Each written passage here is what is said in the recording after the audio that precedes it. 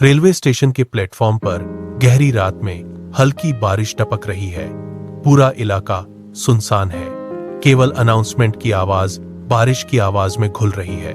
आरव जूते गीली जमीन पर फिसलते हुए जल्दी जल्दी भाग रहा है। वह पूरी तरह भीग चुका है। मुंह से जोर जोर से सांस ले रहा है। हाथ में बैग कसकर पकड़ा हुआ है। आज रात की यही आखिरी ट्रेन उसके गांव जाती है। देर से ऑफिस के काम से निकला था। अगर यह ट्रेन छूट गई तो वह कल तक यहीं फंस जाएगा। अनाउंसमेंट की आवाज स्पष्ट होती है। ट्रेन नंबर 27 प्लेटफॉर्म नंबर 3 से रवाना होने वाली है। कृपया यात्रीगण अपनी सीटें ग्रहण करें। आरव आखिरी छलांग लगाता है और ट्रेन के डिब्बे में कूदकर चढ़ जाता है। पीछे दरवाजा सीटी के साथ बंद हो जाता है। वह डिब्बे के अंदर खड़ा होकर सांस लेने लगता है। फिर चारों ओर नजर घुमाता है। डिब्बे के अंदर हवा ठंडी है।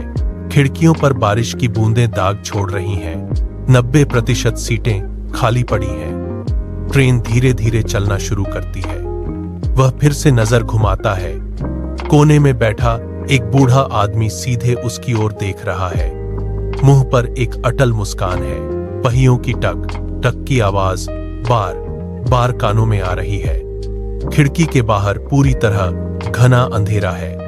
न कोई गांव की लाइट दिख रही है, न कोई पेड़ का सिलहूट। आरव अपनी सीट पर बैठता है, बुदबुदाता है।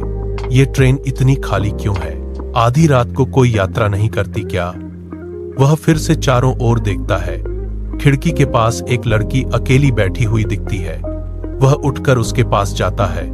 हल्के से कहता है, एक्सक्यूज मी, ये ट्रेन आखिरी स्टेशन कहां तक जाएगी? लड़की धीमी आवाज में जवाब देती है, बिना बाहर से मुड़कर, जहां तुम पहले जा चुके हो। आरव के दिमाग में उलझन पैदा हो जाती है। वह फिर से पूछने वाला था, लेकिन लड़की फिर से बाहर की अंधेरे की ओर देखने लगती है, जैसे उसने कभी बात ही नहीं की। आरव परेशान होकर वापस अपनी सीट पर चला जाता है। अचानक पूरे डिब्बे की लाइटें टिमटिमाने लगती हैं। 1 सेकंड के लिए पूरी तरह अंधेरा हो जाता है। फिर हल्की रोशनी वापस आती है। आरव अपनी कलाई घड़ी की ओर देखता है। दोनों सुई 2:17 AM पर पूरी तरह रुक गई हैं। वह दूसरी घड़ियों को देखता है। सभी की सुई वहीं 2:17 पर रुकी हुई है। वह कदमों की आहट सुनता है। वही बूढ़ा आदमी उसकी ओर धीरे धीरे आ रहा है। बूढ़ा आदमी धीमी आवाज में कहता है, इस ट्रेन में चढ़ने वाले कभी उतर नहीं पाते, यहीं हर रात घूमते रहते हैं। आरव गुस्से में उठ खड़ा होता है। हाथ में बैग कसकर पकड़ता है। ये क्या मजाक है? मुझे अपने घर जाने दो। अचानक आरव की आंखों के सामने सब बदल जाता है। 5 साल पुराने दुर्घटना का फ्लैशबैक शुरू हो जाता है। फ्लैशबैक खत्म होता है। आरव वापस दुर्घटना वाली सड़क पर खड़ा है। उसके हाथ पूरी तरह कांप रहे हैं। गहरी सांस लेकर वह दरवाजे की ओर बढ़ता है और ट्रेन से नीचे कूदता है। जमीन गीली है। उसके जूते में ठंडा पानी घुस जाता है। वह आगे बढ़ता है तो सामने 5 साल पहले का खुद को देखता है। गाड़ी में बैठा, डर से कांप रहा, भागने के लिए गियर बदल रहा है। आरव पूरी ताकत से चिल्लाता है, रुको, मत जाओ, रुको वहां से। लेकिन पुराना आरव उसकी आवाज नहीं सुनता। गाड़ी धुएं का गुबार छोड़कर तेजी से निकल जाती है। आरव मुड़ता है तो देखता है रिया सड़क पर पड़ी है। खून लगातार बह रही है। वह तेजी से दौड़ता है। रिया को अपनी बाहों में उठाता है और जोर से चिल्लाता है, कोई है यहाँ?